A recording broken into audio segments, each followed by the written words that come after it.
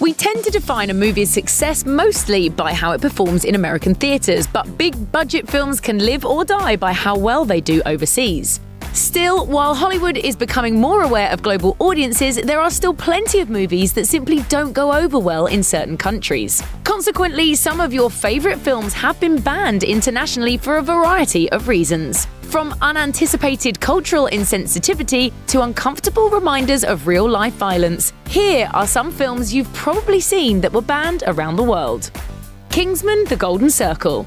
The biggest problem for American audiences with Kingsman: The Golden Circle was probably Channing Tatum's minimal screen time. But the government of Cambodia had a very different issue. According to their Culture Ministry's film department, the film's use of Cambodia for the villain's headquarters contributed to the world's negative impression of Cambodian organized crime. Worse, the villainous hideout closely resembles Ta Prohm, a well-known Cambodian temple. The film's setting led to Cambodia completely banning any screenings. But considering that the Kingsman series is a pastiche of James Bond films, you could say that cultural insensitivity is just part of the genre. Zoolander. Ben Stiller has a knack for playing bizarre narcissists, and his role as Derek Zoolander ranks among the most outlandish. From life and death catwalks to Zoolander getting brainwashed into trying to assassinate the Prime Minister of Malaysia, the film is dripping with absurd humor. Unfortunately, though unsurprisingly, some of that humor didn't quite land with the Malaysian government, which banned the film from release. It wasn't just the assassination plot that put Zoolander in hot water, it was the reason for it. The Prime Minister is targeted because he wants to put an end to Malaysian sweatshops. Making light of working conditions was unsurprisingly offensive to the real Malaysian government, and the film was promptly banned. Malaysia wasn't the only country upset, as its neighbour Singapore also banned it as well. You're dead to me, boy. The Wolf of Wall Street.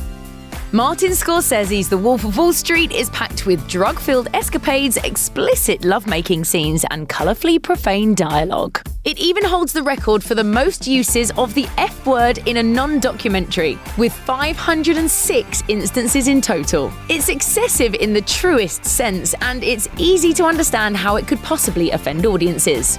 It's unsurprising then that Wolf of Wall Street was censored, edited, and banned in multiple countries. Nepal and Malaysia banned it outright, while India, the United Arab Emirates, and Lebanon all cut scenes. Singapore restricted showings to less than a dozen theatres, but that didn't stop it from coming in first at their box office. Ultimately, the film was a critical and commercial success despite, or perhaps because of, the controversy. The show goes on! This is my home! Shrek 2. It can be very tricky to translate comedy into a different language. You have to match the style and tone of the original while also adjusting cultural references to ones that your new audience is more likely to understand. Unfortunately, the Hebrew translation of Shrek 2 contained a joke so controversial that the film was banned in Israel until the line was removed. In the original English language version, a character threatens to castrate Puss in Boots. Knew them right here. Give him the Bob Barker treatment. Suspecting that Israeli audiences wouldn't get the reference, the translation team changed the line to, "Let's do a David Dorr on him." Dorr is an Israeli singer known for his high voice, but he didn't find the joke funny, and he successfully managed to get a court order issued that banned the film from theaters until the offending line was removed. The Hunger Games. There's a very fine line between tasteful symbolism and straight-up gore when it comes to depicting violence on screen. While there isn't an objective answer to where that boundary lies, it's true that the US tends to accept violence in movies more readily than other countries. Vietnam, for instance, banned The Hunger Games for its violent imagery. The film's Vietnamese premiere was delayed before it was ultimately banned altogether. According to the country's National Film Board, the bloody scenes may be acceptable in America, but in Vietnam, they're too violent and ruthless. Despite the ban, some Vietnamese fans announced they planned to see the film in nearby Cambodia or Singapore. Borat and Brüno. Some films are so willfully controversial that it's no surprise when they get banned. Sacha Baron Cohen might be an expert on that, as 2006's Borat and 2009's Brüno both prompted outcry worldwide. Each film follows outlandish characters in outrageous, often offensive scenarios. Borat was unsurprisingly banned from Kazakhstan for its offensive portrayal of the country.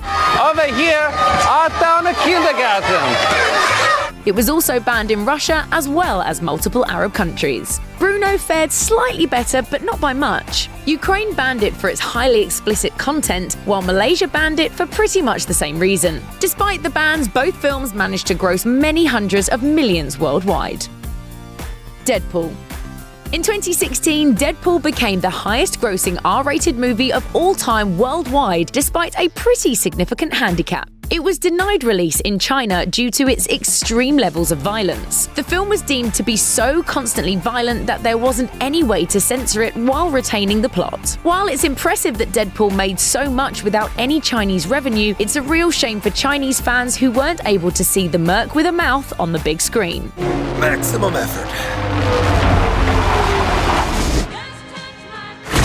Luckily for a few fortunate filmgoers, Deadpool eventually did premiere in China, although not as a full release, as it screened at the 2018 International Beijing Film Festival.